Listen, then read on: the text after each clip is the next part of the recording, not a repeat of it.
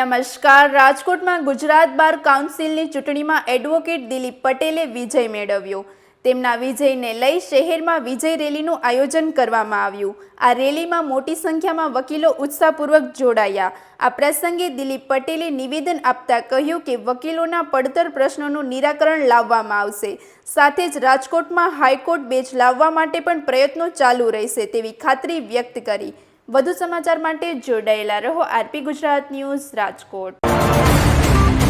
આજે બાર કાઉન્સિલની જે પ્રતિષ્ઠાભર્યા જંગ છે એની અંદર ચોથી વાર સૌથી વધુ મત લઈ અને હું વિજેતા બન્યો છું અને આખા સૌરાષ્ટ્ર અને કચ્છમાં ખુશીનો માહોલ છે અને વકીલોના હમદર્દ અને હમસફર તરીકે હું સાબિત થયો છું. ફરી એકવાર આજે તમે જોઈ રહ્યા છો રાજકોટ અને સૌરાષ્ટ્રની અંદર એક મોટા પાયે બહેનો અને ભાઈઓ સાફા બાંધી અને વિજય સરઘસની તૈયારી કરી રહ્યા છે અને આજરોજ આજે ઢોલ નગારે બહેનો રાસ પણ લેશે અને ફટાકડાની રમઝટ પણ બોલશે અને મોટી સંખ્યામાં ભાઈઓ પણ આજે સાફા બાંધીને જોડાયા છે.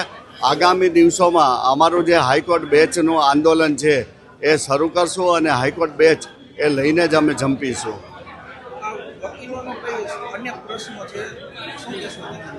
વકીલોના અનેક પ્રશ્નો છે તો પ્રશ્નો તો રહેવાના જ છે, પણ જેમ જેમ પ્રશ્નો આવતા જાય એમ અમે ઉકેલી છીએ અને એકસાથે તો કોઈ પણ પ્રશ્ન ન ઉકેલાય.